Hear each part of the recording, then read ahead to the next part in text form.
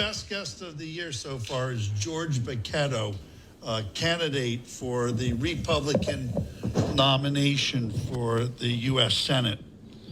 He's in a big field. He's running a great race. I saw your commercial last night. By the way, I thought it was fabulous. I thought it was holding no punches, and it was really good. It was a great time, too. Prime time, saw it twice, I think. Yeah, me too. Right on the national news. But George is an amazing guy. Not only is he running for the U.S. Senate, and we're hoping he's going to win, but he's an amazing guy because he has spent a career as a maverick, as a guy who goes to all lengths, all extremes for the right cause on the right point for the right person. He's full of strength, intelligence, integrity, honesty, commitment, reliability, trust, everything you want in a lawyer, because that's what he's always been. He's been a lawyer, and he's taken on causes that are important to this city, to this country, and causes that have to do with natural laws. So George is running for the Senate, and we're feeling pretty good about his chances right now. Absolutely. And by the way, George, first of all, welcome to the broadcast. Thank you. Thank you for having me. It's great to have you here. Of course, like I said before, Joe Kraus, not only a client, but a great friend of yours. And I don't mean anything by this, guys, but Joe Kraus introduces George as the greatest attorney in the country. So we're all in good company. He doesn't know all of us. But having said that, it's great to have you on the broadcast. We've done a couple shows together. We just recently did the retirement party. Yep. And then we did one on the statue. Yep. I guess a couple years, had to be a year and a half back. Yep. With Senator Vince Fumo. Right. Which was a spirited show, to say the least. You remember that show? Well, the senator doesn't mince words, that's for sure. That's for darn sure. Wasn't real happy with the mayor, and was not. I think we were live. We were live on the station, and he definitely let it fly. But having said that, it's great to have you on the show as Michael's guest. What I'd like to do is, because Michael, you mentioned, George. But you haven't had him on as a candidate yet. I haven't, and that's why I'm ecstatic to have him on. We did talk a little bit about your candidacy when we did the last show a couple weeks ago. But if you would just, Michael, you mentioned George being a great lawyer, he's a nationally acclaimed lawyer. Introduce yourself and the firm a little bit. A little background there, so we can lay the groundwork. Well, as soon as I graduated law school in 1978, I knew that I wanted to have my own firm. And the primary reason was, I wanted to work on cases that I wanted to work on. I didn't want to be assigned cases. I didn't want to be toiling in the wee hours of the morning for something I didn't care about. So I started my own firm. It was the harder way to go. It was the less economically rewarding way to go, at least at the beginning. Sure. But I got to work on the cases I wanted to work on, and I got to have real clients that relied on me, not some senior partner. And I found that so much more rewarding, and I've just grown my practice ever since. And I can say that I've just had one of the most gratifying careers that a lawyer could have, with the richness and the diversity of the cases that I've had and the people that I've met and the causes that I've been able to lend my assistance to. Not the least of which, by the way, was to assist two magnificent lawyers from Philadelphia who got called on 1 week's notice in the most important legal case probably of this century, maybe a couple of centuries, and who went down to Washington, stepped into the lion's den, and performed magnificently. And I was honored and graced to be called to assist them. And I think everybody knows who I'm talking about in Mike Veen and Bruce Castor. Yep. I mean, what they did and the courage that they showed and the leadership amongst the bar, that's what Philadelphia lawyering is all about. And these two guys who I'm sitting with today at this table couldn't personify that any more than in the highest possible traditions of the practice of law. And that's why George is here, because when we were down in Washington, we saw a broken system, and we saw senators that we had to deal with that had lost their way. Sure. Had lost their compass. And there's an open seat in Pennsylvania now. Toomey's not running again. And there's no need to even discuss that because it's an open seat. So, you know, it should really be taken by a Republican, and the best Republican in this race is George Bachetto, far and away. He's tough on crime. He's getting endorsed by law enforcement all across the state. You start listening to the ads and reading the papers. Nobody else is racking up endorsements. George is racking up the endorsements because he's tough on crime and he's smart on money. He's smart with the finances. He's going to be fiscally responsible. His policies are his, and they're held strong, and they're held true, and they're held for all the right reasons. So when we were down there a year and a little bit ago, we saw the real problem. And you told me today I'd be sitting supporting somebody running for the U.S. Senate. I told you crazy, but we were there. We saw the need, and this is the man right here, George Bachetto, for U.S. Senate. Absolutely. May 17th. Bruce It's actually exceedingly rare that I would become involved in any primary in Pennsylvania because he's not running for it. Yeah, or that I'm not running in, but because I'm a product of the system, and I recognize that the party needs to choose their candidate, but there are exceptions to that rule, and Mike hit on them. That the pro-law enforcement thing at a time when this nation has lost its way and is doing things backwards. We have to get back to where the law is respected, where criminals are punished, where victims are lauded for coming forward and are rewarded with sentences that are commensurate with how they were damaged. And when Mike mentions that we were in the Senate and we saw a broken system, that almost sounds like it's a hyperbole, but it really isn't. It was astonishing that how far off some of these people were. And I don't know if Mike and I didn't ever discuss this particular point, but many of the United States senators were totally different than I thought they would be based on my seeing them in the news and portrayals of them or whatnot. And some of the guys that are portrayed as these terrible, rotten, awful people were the most polite and the nicest and the most insightful. And when the Constitution says that the only penalty for impeachment is removal from office, I can't understand to this day why we didn't win 100-0, because that means these guys just flat out politics. They flat out disregarded their oath. And when George Bachetto puts his hand on the Bible and swears that he's going to uphold the Constitution, by damn, he's going to. And that's different than however many voted against us down there, because there's no chance that anybody should have really thought that upholding the Constitution was voting to convict the president. Absolutely. And George, if you would, talk about, I did a little background, but I'd like it to come from you, the reason you're running.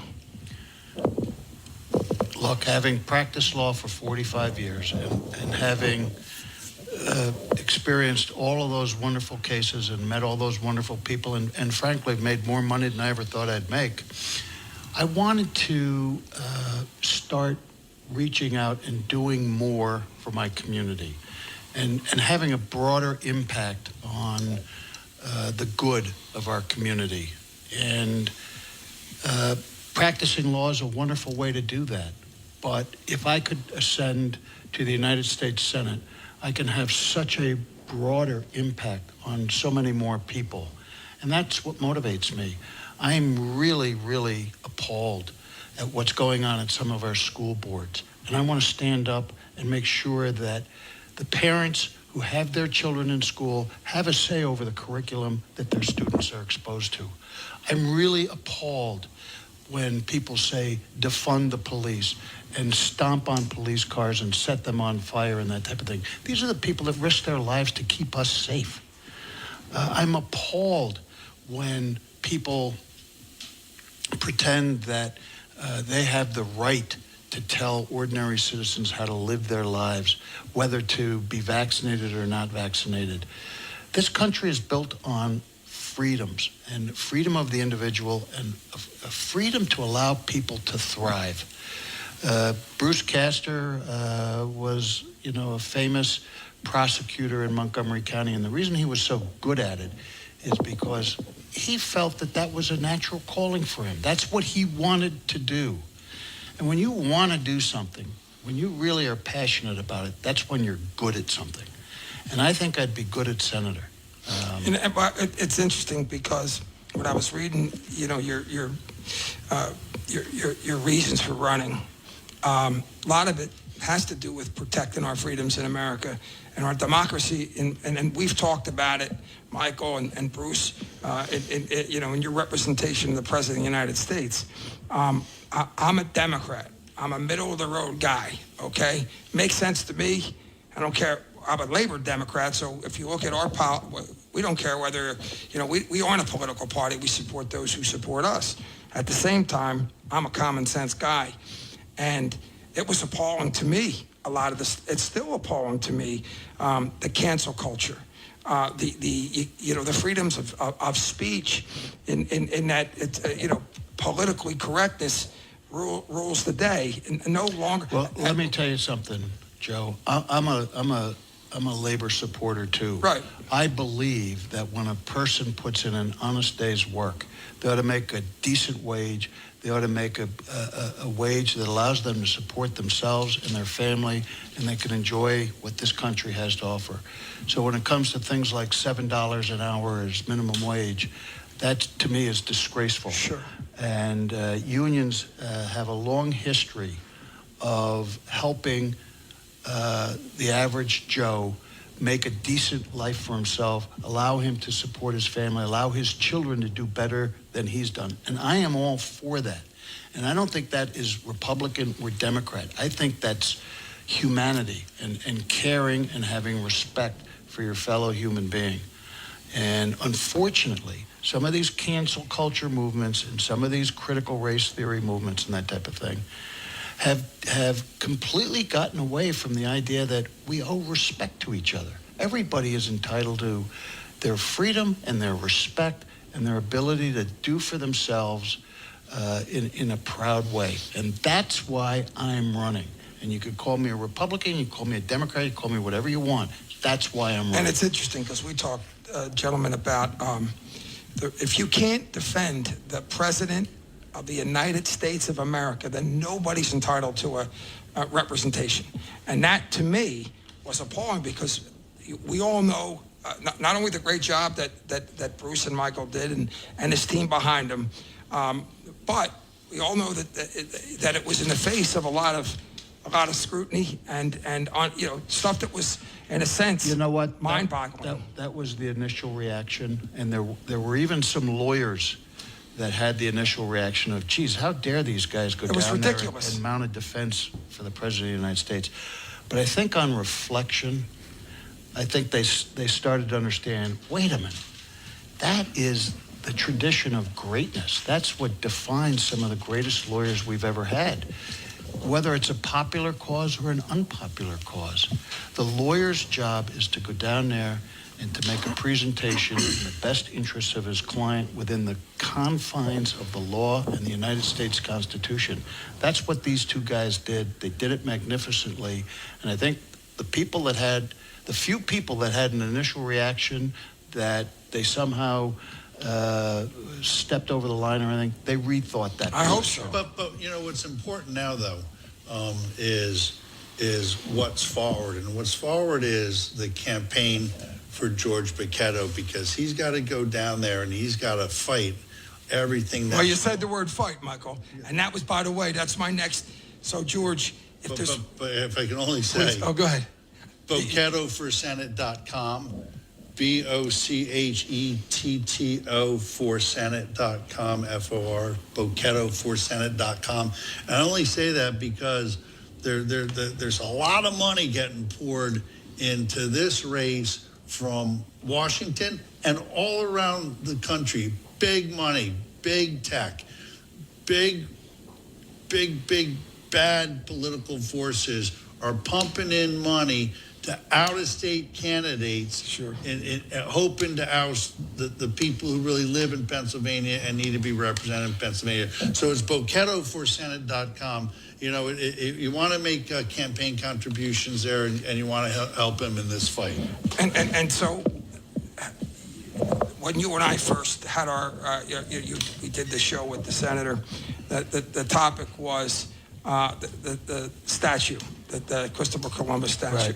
And you had represented successfully the ability for that statue to stand there and remain in the place in South Philly on Broad Street. Amazing, I thought, when we were talking about statues. Never thought that I'd be talking anywhere. You know, we've done a lot of shows on it, and that was another example of, in my opinion, the Twilight Zone. Now, you might not like what the statue represents, somebody, but in a sense, you're trying to erase our history. If you don't like the statue, you might want to put a resolution to put a little plaque on it or whatever, add some stuff. But we're destined to repeat our history if we try to erase it. Talk about that successful campaign that you had representing was it a South Philadelphia group, and the bigger picture, because that set a precedent, and Was it representing the South Philadelphia Irish down there? Oh yeah, there's a couple of us down on 2nd Street, of course. But you know that there was a lot on the line there. And there's still a lot on the line. You start walking through our country and looking at half people don't know what the statues mean when they're walking by, okay? I'm just saying, you're throughout our city, but if you start taking them down and you start erasing our history, not sure what the point of that is. Talk about the big picture in that sense. Yeah, the big picture is, and by the way, we not only fought the statute in Philadelphia, we successfully fought the statute to keep it up in Pittsburgh. And just recently, we were successful in Syracuse, New York, to keep that statute up. It's really about process. We don't elect mayors, for example, Mayor Jim Kenney, as tyrants. They don't get to wake up one morning and all of a sudden decide, I don't like the Italian-American culture. I don't like Christopher Columbus, and just rip it out of the ground. There are processes. The Home Rule Charter in Philadelphia, for example, provides that it's city council that gets to pass upon statutes. And it's the Historic Commission and the Art Commission that get to pass on statutes and the removal of statutes. If you want to remove a statute, there are procedures to go through. There's public notices. There's opportunity for public comment, public input. There are hearings that are supposed to take place. There are findings based on real evidence that are supposed to take place. And if you go through all those steps and everybody has input and the decision is to remove the statute, then so be it. You remove the statute, whether it's the right decision or the wrong decisions. But we do not countenance dictators or tyrants or totalitarianism where an individual wakes up one morning and decides, I'm ripping that statute out of the ground. That's not how this country works. Sure. And that's what we stood up for. We not only stood up for Columbus and the Italian-American heritage, we stood up for every ethnic group who might be subject to attack in the future by some tyrannical mayor who might wake up and he may not like African-Americans. He may not like the Irish. He may not like labor leaders. Who knows what people develop a bias against. But we do not elect tyrants. Well, it's a good point. You're definitely in a situation where it was like being in the Twilight Zone. to me, who could have even imagined, taking that process? It's almost like creating your own executive order. Michael, you mentioned fighter, and when you talk to anybody, really, that's a word that describes you, whether it's on behalf of your clients, and Big punch. yeah, Big punch. But talk about that and the fact that your passion and your commitment to fighting for the state of Pennsylvania and our citizens. Well, people sometimes say, well, how did you get into boxing, George? Because I was the boxing commissioner and had a few amateur fights and everything. And I tell the truth. The way I got into fighting or boxing was I got punched in the mouth. Yeah. And when you get punched in the mouth, you either shrink and run away with your tail between your legs, or you stand up for yourself and you learn how to fight. And if you can't fight real well, you go to the gym and you get better at it and you get disciplined at it. That's my nature. I fight back. In my law practice, for example, I'm really never the guy to throw the first punch. My clients, when I represent my clients, I always advise them, we're gonna get this job done, but we're gonna do it the right way. Someone throws a punch, then I punch back. And that's just the way I grew up. It's how I survived. I grew up in an orphanage, and you kind of learn how to handle yourself pretty quickly when you're in that kind of a environment. And it's just my nature. So I'm respectful of other people. I want to give people always the benefit of the doubt until they disprove it. And I always want to give people the opportunity to do the right thing. But if they do the wrong thing and they take a swipe at me or my client or something that I care about, I fight back. And it's not just his first punch; it's a combination. Bang, bang, bang, bang, bang. I mean, he just till it's done, till the job's done. Keeps hitting.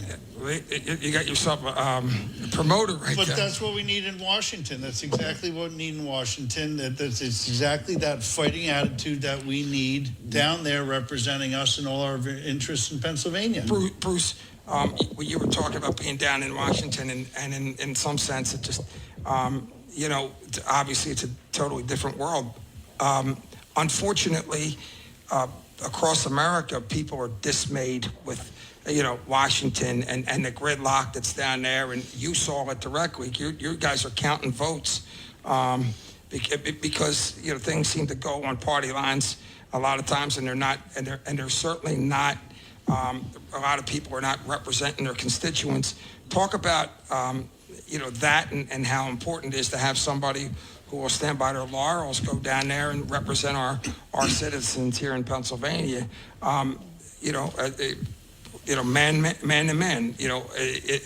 Just tell people what you're going to do and then do it.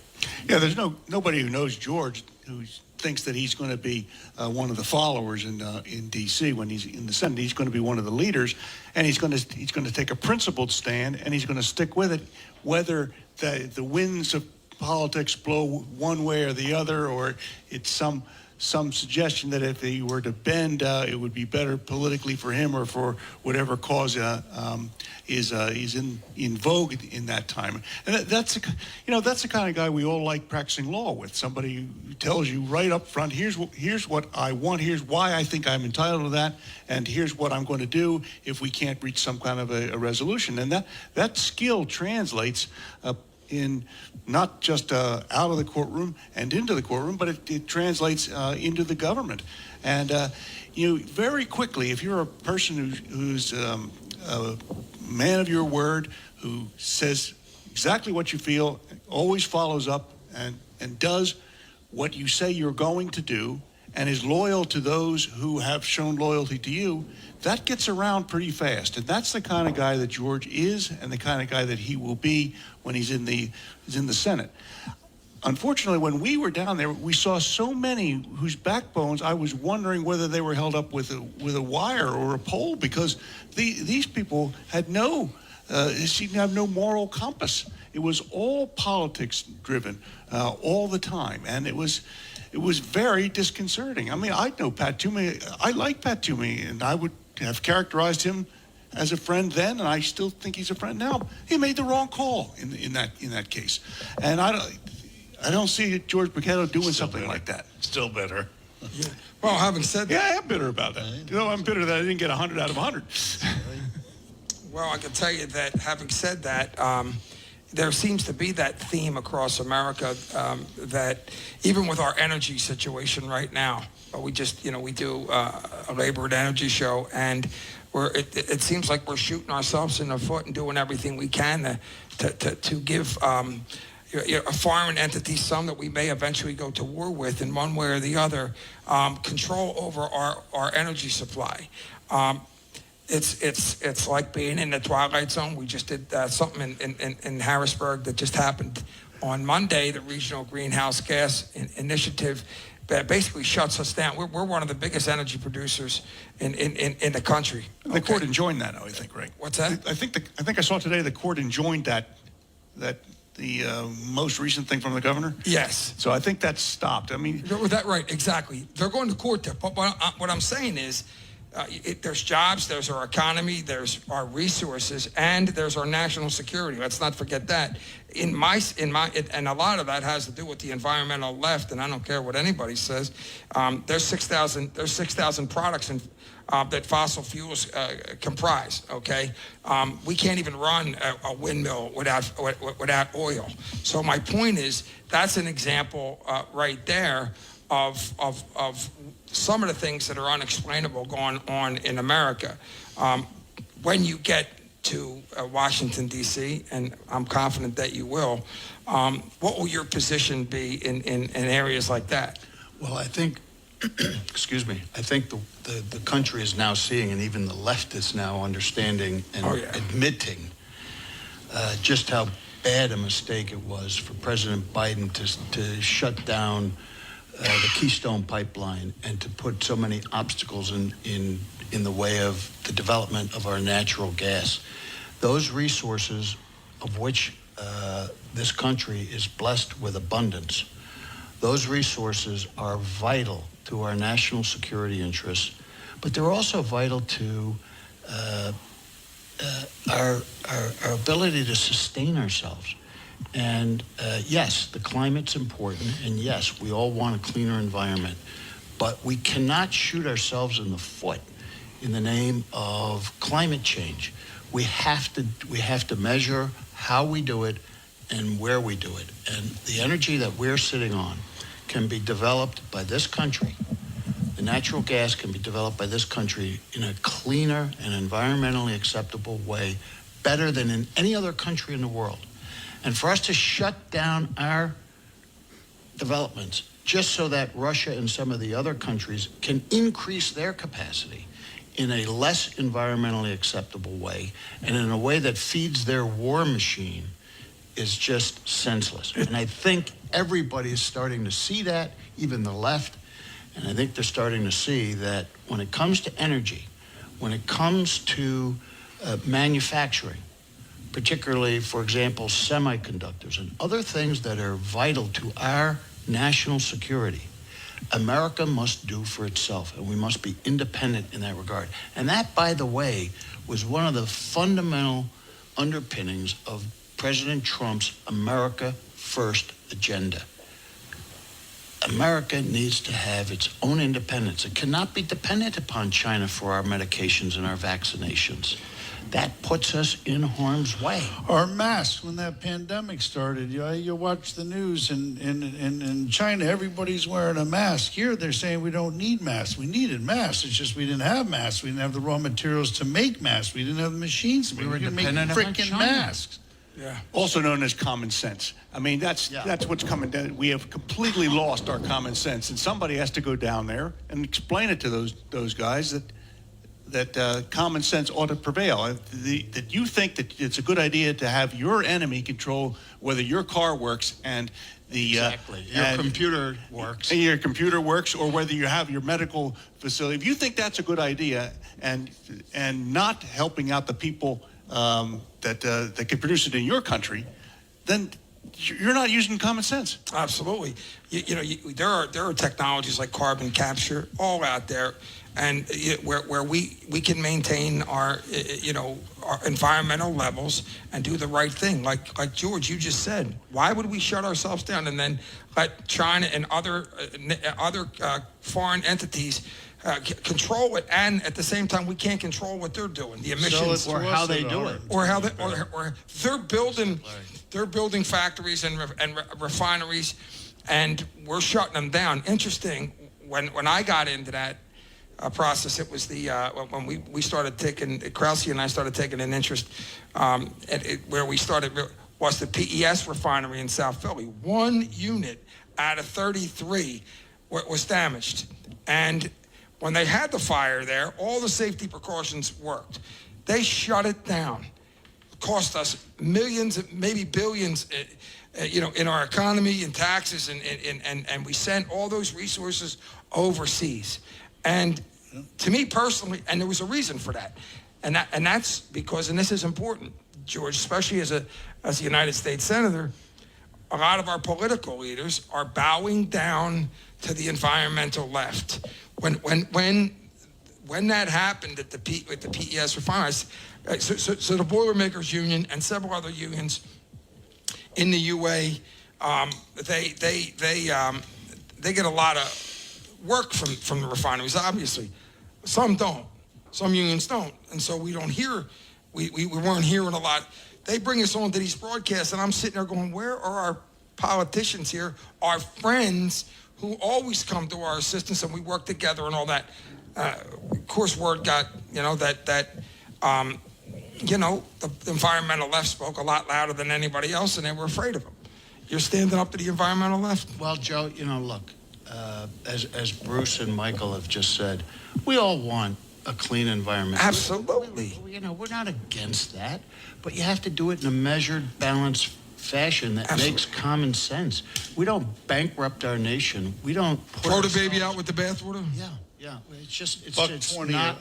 120 a barrel. That black gold Texas tea. And we don't demonstrate what the far left has been saying for years, that capitalism and market-driven economies are bad because you outsource everything, and next thing you know, when something happens, you can't make anything. We're proving that to be true, even after 200 years of self-sufficiency. Listen, you talk about labor, George, and you talk about good family-sustaining jobs and those opportunities. I'll sit here and talk about Nike, right? Or Apple. Apple's a good, both of them, both. But let me just jump on it. So Apple, with the computers, they have suicide nets where the Apple factory is. I don't know if it's in Taiwan. Oh, yeah. Go look for it. Go online, Google. The working conditions were so bad that people were going up to the roof and jumping off. Wow. Now you can't jump off because you can jump, but there's nets there. And so we let our big companies go over there in a communist regime, manufacture, the sneakers and whatever the other products they have, and then come back here. There's slave wages over there, obviously. Slave labor, that's an understatement. And then they sell them for regular price over here. It's a disgrace of epic proportion. It's just one of a million examples.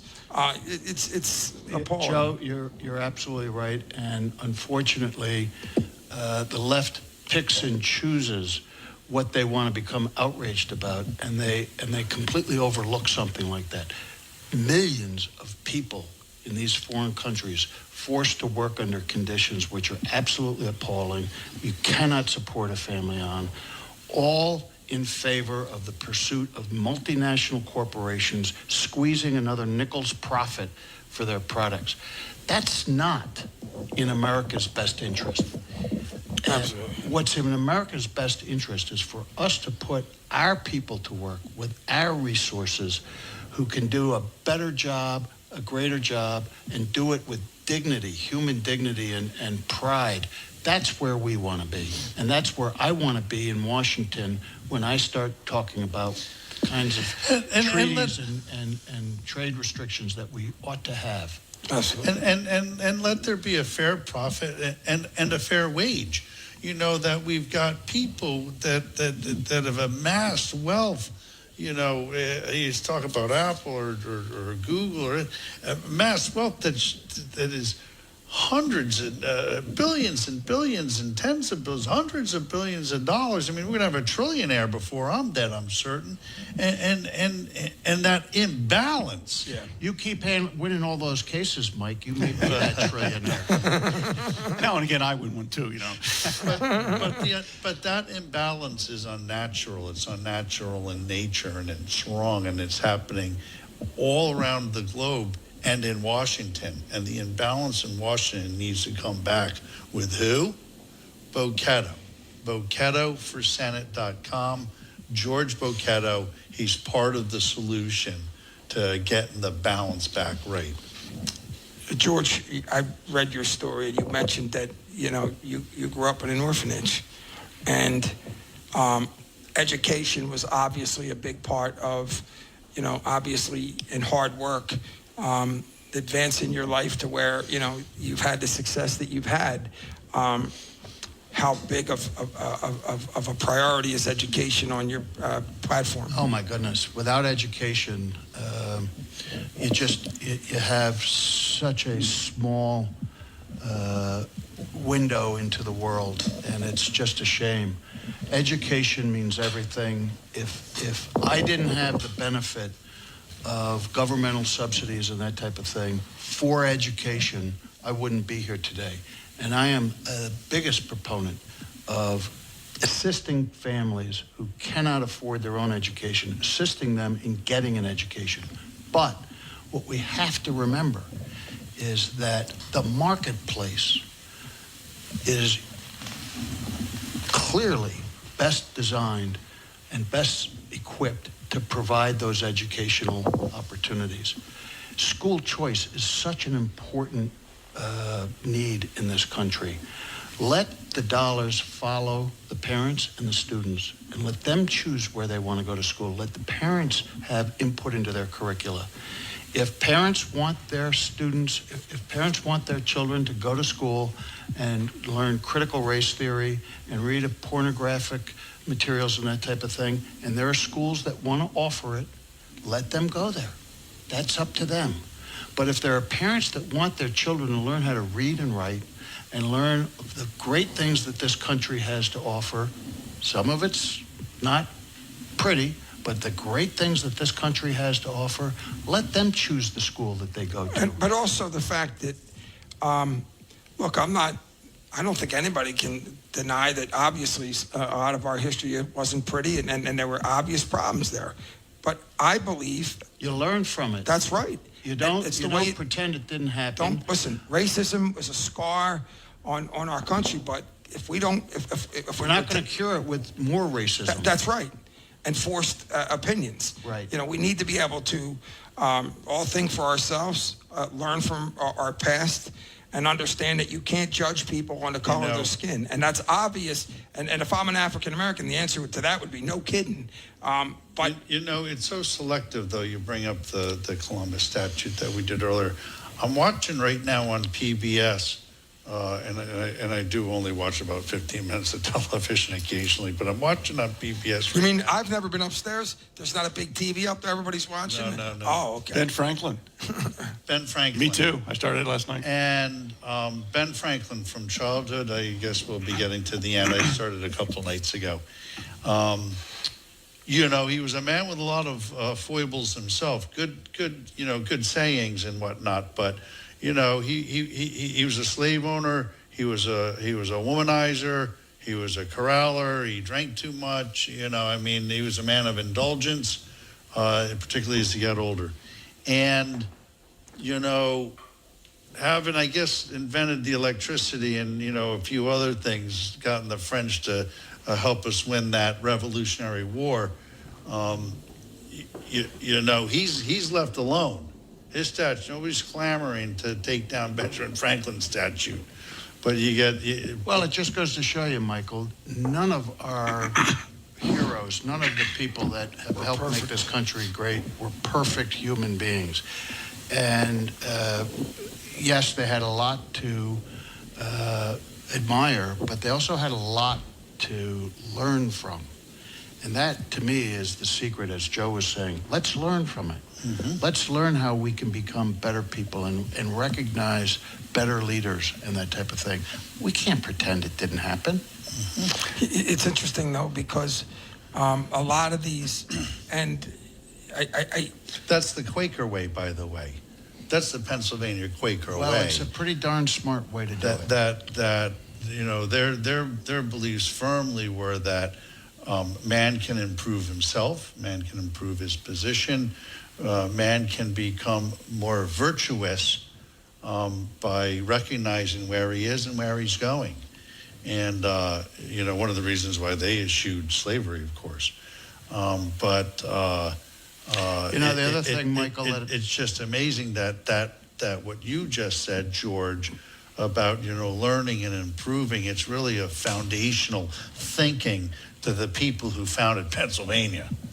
You know, another thing, Michael, and Right? going back to the Columbus thing, I mean, we're judging, or some people are judging Columbus, who was in the 1400s, by standards and mores that we now have in the 21st century. Whether they're good or not. Whether they're good or not. And I think, you know, Without the enlightenment of all of those centuries that have gone on. it's like comparing baseball players. Yeah, You know, exactly. Would Babe Ruth be as great in today's game as he was back then? Hard to say. We do know he was great back then. He wasn't a perfect person. He certainly wasn't a perfect athlete. He drank, he smoked cigars, he did all those things. But in his day, he accomplished a lot. it's interesting. Whether he would be a modern day great or a modern day hero, who knows? But those were different times. Yeah, no question about it. You know the 7 blocks of granite, right? You've heard of that? Vince Lombardi was on that legendary college offensive line. No. They averaged 190 pounds apiece. If you listen to the legend of the 7 blocks of granite, you'd think that everybody was 7 foot. If they played today, they would make a JV high school team. But doesn't mean that they weren't great for the time. Having said that, in today's day and age, the media has a lot to do with a lot of the, a lot of the way, the messages are put out. There's a lot of divide in this country, and certainly depending upon which channel you watch, a lot of the individuals, the reporters or the anchors are spinning things. For money. Yeah. For ratings, for money. For rating. It's all for money. Even George probably knows acutely right now because he's starting to run TV commercials, and that costs money. The media is money. It's about money, money, money, and money corrupts, and the media is corrupt. But the way to beat that is Boquetto for Senate.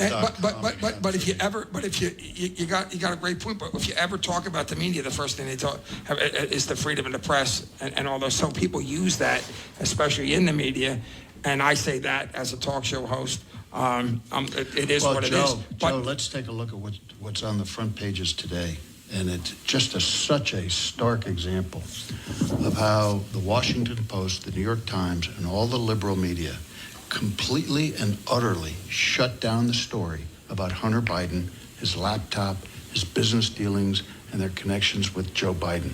Completely shut it down. Now, that wasn't an accident.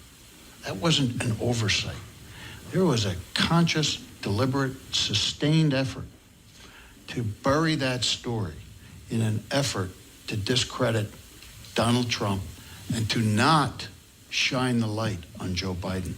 And right now, in the last couple of days, the Washington Post and the New York Times, but particularly the Washington Post, just put out an editorial admitting that they were wrong, admitting that this is a flaw in the way in which they address this that needs to be corrected. But let's not make any mistake about it. The media today has become so politicized and so manipulative that people have lost a tremendous amount of faith. Well, we talked. I remember the day, and I know Michael remembers the day, and Bruce remembers the day. We used to wake up and we used to read the newspaper, front page of the newspaper, and that was the gospel. The Bulletin, the that's Daily the way News, and the Inquirer. Especially if it were quoting me. Yeah, that was the way things were. Our And we Constitution- trusted the media to give it to us straight without politicizing it. Does anybody really believe that happens anymore? That's the problem. You know, when you think about the way the media has spun stuff, remember when it first came out that Joe Biden, right as he was leaving office, said that he was going to withhold all of the aid for Ukraine unless they fired the prosecutor who was investigating his son. Now, as you pointed out, I did that kind of work for 30 years. My ears went right up. How is he not getting arrested for extorting this? Yeah, exactly. And yet somehow that was spun by the media. That's a great thing that the vice president did, getting rid of the prosecutor in exchange for foreign aid. It was awful. People don't realize prosecutors, and Bruce exemplifies this, but prosecutors are on the front lines, and for them to do their job, sometimes they have to take bullets. And it's one of the toughest jobs out there is being a prosecutor and making the decision. The decision is so critically important. And if you're corrupted, if you're biased, if you're being politically motivated, you're not going to make the right decisions. And that's why, for example, the prosecutor that we now have in Philadelphia, Larry Krasner, is just so terribly flawed, because he's allowed his deep-seated hatreds of other people and other institutions to influence his decision-making. He's not enforcing the law. He's not carrying forth with his oath of office. He's making highly politicized decisions in the name of a cause. And that's not why he was elected. And that's not his oath of office. Well, that's probably why he was elected. Well, and nobody can address that issue better than Bruce Castor. I mean, Bruce was a prosecutor, in the toughest county, and one of the toughest counties in the Commonwealth. Some of the cases Bruce had they were amazing. Blockbusters. Yeah. Well, I mean, the goal is to do the right thing for the right reason every time. It's the way Mike Vanderveen runs the law firm. It's the way Mike Marino taught us how to be prosecutors, and it's the way George Bachetto runs his firm and will be a United States Senator. That's the difference. Is there are intrinsic rights and wrongs, and we face it all the time in our lives. And the question always comes up: what is the right thing to do? Okay, how do we get there? And that's the kind of senator that we're going to have. Here. Absolutely. The family unit, okay? Nothing's more important than the family unit, but certainly when we talk about America and our education system and all those things, I think that the family unit gets left behind in the importance of it. Talk about that as somebody who grew up in a situation where you didn't have that family unit, and you didn't have that advantage to a time when, right now, if you go to a public school teacher might tell you, depending upon where that public school is, how many people show up for parent-teacher meetings. All them. Talk about how important that part of rehabilitating our society and our communities are.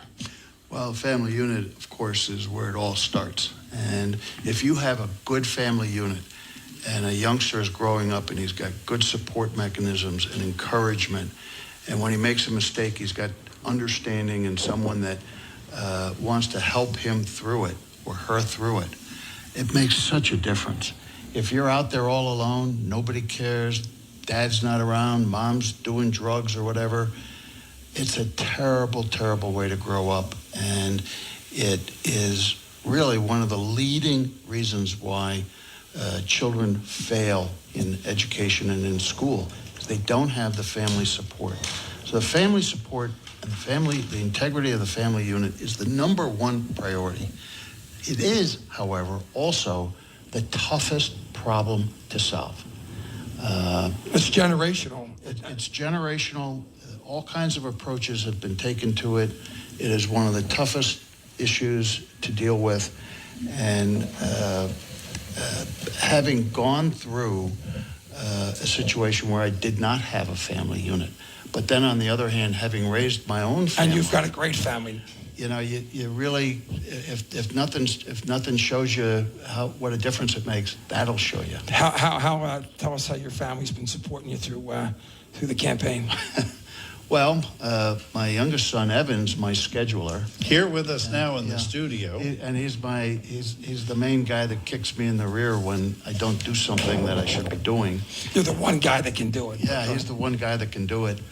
And my oldest son is in New York, and he's working hard, but he's got tremendous insights, and he's always on the phone with me and always offering me encouragement. So we offer each other encouragement, and that's what people need, and that's the value of a family. How's that conversation with your family when you say you're going to run? Because listen, being a power broker and being it's great. Bruce, you can attest to this. You've been on the front lines of the political scene for your entire adult life. It's a lot easier being behind the scenes, and we talk about the media, and of course the competition can get incredibly dirty and out there. Any conversation with the family? Oh yeah, I had conversation, and my conversation was a little unusual in the sense that they were taking the point. When are you going to run? Why aren't you getting off your duff and doing something? You care so much about these issues. You work so hard in your cases on these issues. How about running for office? And that really had a big factor. That's awesome. I want to say this to everybody who has such success at this table. Michael Veen, Bruce Castor, George Paquetto. You guys could mail it in anytime you want and go to Florida or wherever you want and just lay back, okay? By the way, I'll be happy to go with you. Having said that, what fuels the fire? You know, you can only sip so many pina coladas, and you can only. How do you know that, George? I've had a few. You can only wear so many watches. You can only read so many books. Drive so many cars. You drive so many cars. At one point or another, you come to the realization: what do I feel passionate about? What am I good at? And if I can do something every day that I'm passionate about and that I'm good at, isn't that the best way to spend your time in your life? This is what I do. What I'm doing now is what I do best. And I'm not that good a golfer. Pina coladas, I've lost my taste for. I've had every car you could imagine. That doesn't give me a thrill anymore. This is what I'm good at. This is what I care about. But is there anything, George, that beats the feeling of helping other people? Nothing. Absolutely. And you could make the biggest fee in the world, and it doesn't compare to when you help someone that had no reason to expect you to help them, and you help them, and it makes a difference in their life. You're on cloud nine. Amen. All right. We have about a minute and a half left. One last pitch to the American people, the people of Pennsylvania. Have at it. Well, we have a lot of issues to deal with, and we have a lot of problems to solve, but we can solve them. There are solutions out there. And if we get focused on putting the right people in leadership positions and allowing them to do what they're good at, we can solve these problems, and we can go back to being the greatest country in the world. And we have been the greatest country in the world in the past. And we look like we're wobbling a little bit at this point, but we can still be the greatest country in the world. We need to show the Ukraine more compassion and more help. And by doing that, we can show just how great America is. And I want to be a part of that. Awesome. Michael Vanderveen? BoquettoForSenate.com. All right. With all seriousness, you've got to support George in every way that you can. May 17th is the primary. There's no May 18th. May 18th is then we're after the general election. We need support now. bocchettoforsenate.com. Contribute. All right, Bruce Castor. If you're tired of wokeness, and if you're tired of people that don't use their common sense, then George Bocchetto's your man. All right, I want to thank everybody for tuning in to the Veen and Company broadcast on WWDB Talk 860.